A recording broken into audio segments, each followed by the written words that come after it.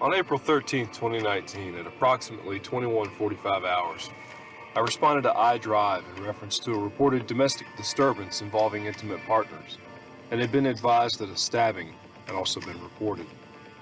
Officer M and I were together when this call was dispatched to us, and we both responded to the scene. Upon our arrival on scene, we encountered a group of younger black male teenagers playing basketball in the roadway within the 2600 block of iDrive. When asked what had happened, one of the teenagers reported that his mother and stepfather had been involved in an argument that had become physical. The juvenile was very vague about what had transpired and reported that everyone was okay and that the police didn't need to help anyone here. I had to ask the juvenile 3 times which house was his, and he finally pointed to the residence later found to be the location of occurrence for this incident. Upon our approach to this residence, I observed several other officers that had arrived on the scene. Officer S, Officer M, and I approached the side door to the residence and found blood droplets leading into the residence from the side entrance exterior stairway and some blood near the door. I notified communications of this discovery, and we proceeded to knock on this side door. A black female, later identified as the offender, a Mrs. N, opened the door and was commanded at gunpoint to keep her hands held up and to come outside. Mrs. N complied, but seemed distant and wouldn't look at us directly. Mrs. N was handed off to other officers who had arrived, and I ordered Mrs. N to be placed in handcuffs for detainment until we could clear the residence. Officer S and I entered the residence to clear the same and discovered blood strewn throughout the floorways of the interior rooms within the residence, with the largest collection of same directly beneath the interior doorway of the side door where we had entered and within the master bedroom.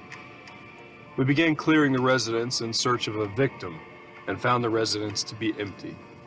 Upon exiting the residence, other officers were notified of this information and began looking nearby for the victim, while I spoke to the juvenile once more.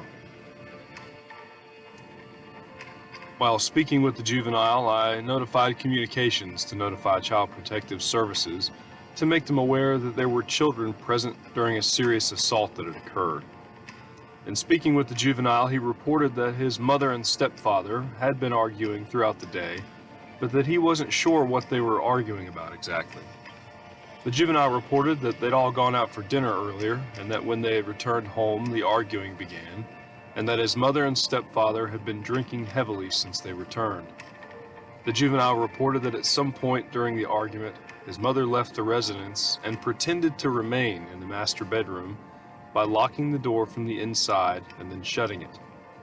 The juvenile reported that his mother called for either an Uber or a Lyft for transport from the residence, and that a short time later, a vehicle for hire arrived and transported his mother away from the scene.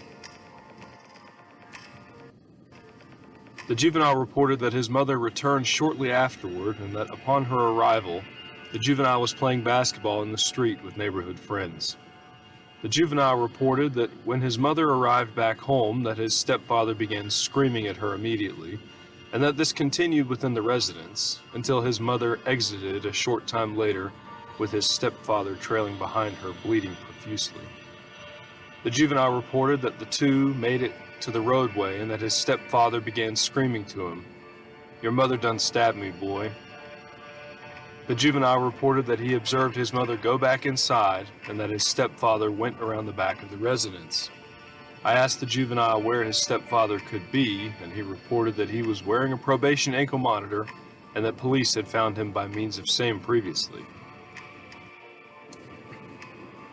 Because of this, I notified communications to reach out to probation and parole to determine if they'd be able to locate Mr. N by means of his ankle monitor. And a short time later, communications replied stating that Mr. N was pinging somewhere near PG Drive, the street nearest to the residence to the northeast.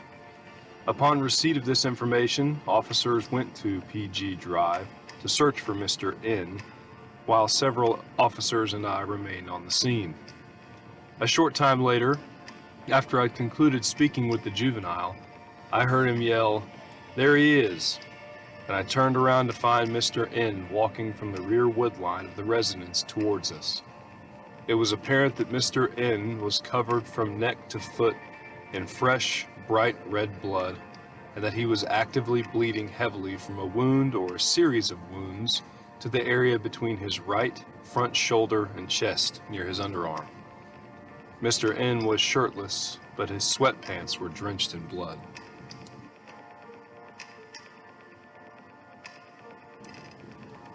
Mr. N was ordered to stop walking and was informed that EMS was on the way. Mr. N was defiant and told us that he didn't need any mother effing help, and I want to know where my effing wife is at.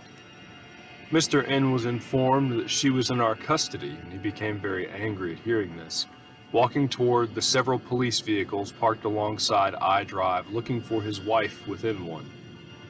Mr. N found the vehicle where his wife was being detained, and he began yelling at her, saying that he was fine and that he loved her. Mr. N was ordered once more to stop walking so that he could be treated, but continued back to the residence.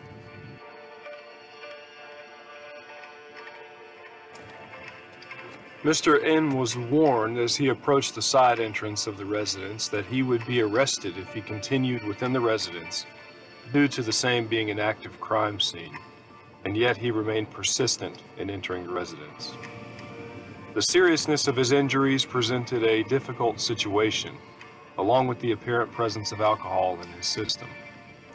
Mr. N was not immediately detained due to the nature of his injuries and blood loss, but his continuous disregard of our lawful commands to remain away from the crime scene resulted in his arrest.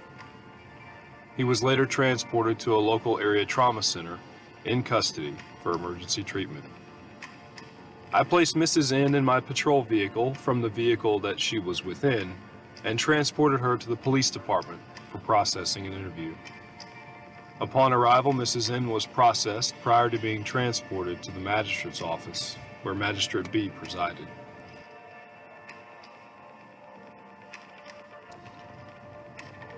Prior to her meeting with the magistrate, I Mirandized Mrs. N, and she signed waiver forms for same while at the county building. The following is a summary of Mrs. N's personal accounts. Mrs. N reported that she had left her residence in a Lyft vehicle for hire after arguing with her husband for several hours, and that when she returned home, her husband was extremely irate due to him drinking liquor and believing that she was within the master bedroom the entire time that she was actually gone. She reported that she tricked her husband intentionally by locking the door and shutting it behind her on her way out.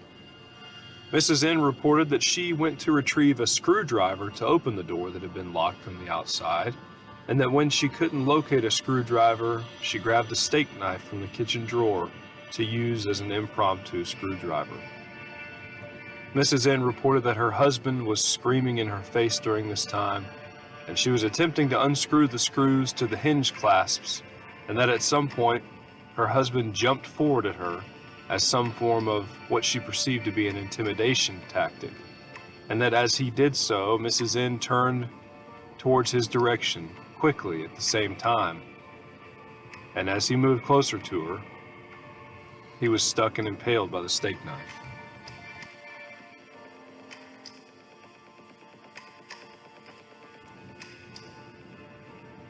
This account would later be questioned when I was informed by officers that had assisted in the transportation of Mr. N to the hospital that Mr. N had not sustained one injury, but 3 to 4 deep puncture impalement type wounds, all to his right underarm area that had severed his subclavian artery, resulting in his rapid exsanguination and near death.